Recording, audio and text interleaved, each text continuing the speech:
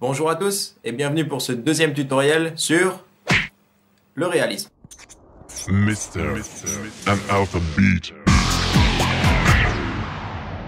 Si vous n'avez pas encore vu l'épisode 1, je vous invite à commencer par lui parce qu'on a déjà vu le niveau 1 et 2 et donc maintenant on passe au niveau 3.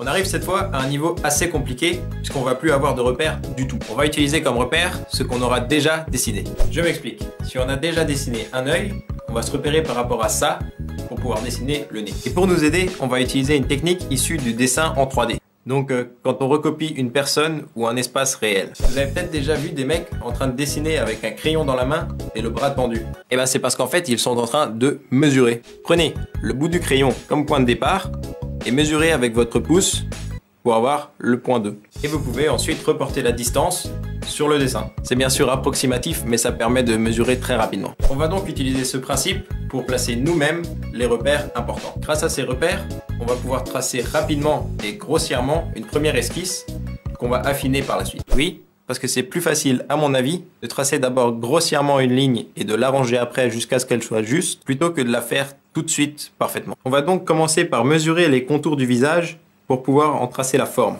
En se repérant par rapport à ce rond, on va pouvoir tracer les lignes des yeux et marquer les centres des pupilles. On va maintenant mesurer le milieu de la distance entre les deux yeux pour pouvoir dessiner la ligne du nez. Je vous laisse faire pareil pour tout le reste du visage et on va ensuite pouvoir dessiner les détails en affinant l'esquisse plusieurs fois jusqu'à ce que ce soit parfait. Et voilà ce que ça peut donner. Alors ensuite, bien sûr, vous enlevez tous les traits de construction et tout. Donc ce qui est bien avec cette technique, c'est qu'elle permet d'avancer très rapidement tout en restant assez précise, mais elle le reste quand même beaucoup moins que le quadrillage. C'est tout pour le niveau 3, passons tout de suite au niveau 4. Celui-là, c'est le niveau final.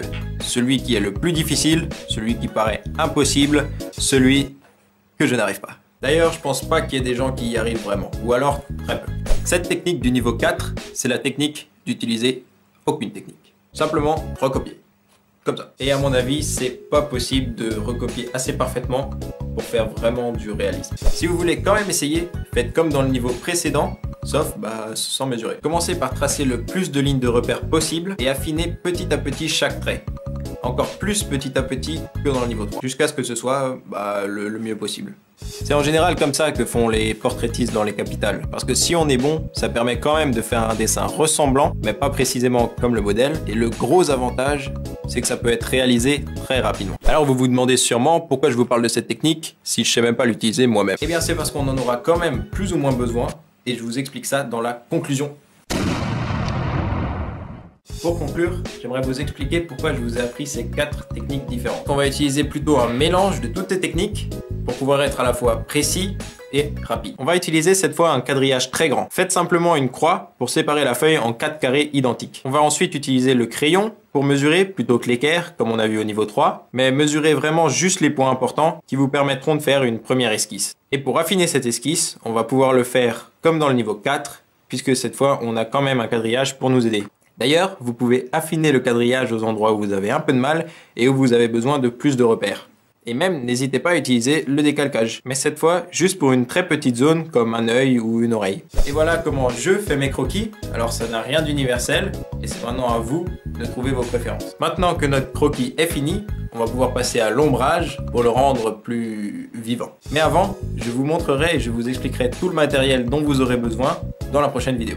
En attendant, n'oubliez pas de partager cette vidéo à tous ceux que ça pourrait intéresser, de vous abonner pour pas rater la suite et voir mes autres sortes de vidéos. Et comme d'habitude, si vous avez encore des questions, je réponds à tout le monde dans les commentaires ou sur mes réseaux sociaux. Merci d'avoir regardé cette vidéo et à très vite.